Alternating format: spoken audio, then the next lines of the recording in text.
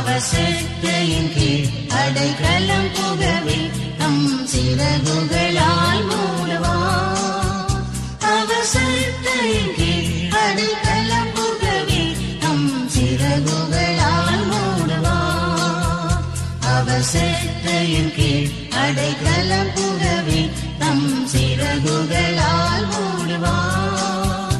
அவர் செட்டையின் கீழ் அடைக்கலம் புகவே தம் சிறகுகளால் மூடுவார். சிங்கத்தின் மேலும் நடந்து வலு சத்தத்தையும் மிதிப்பார்.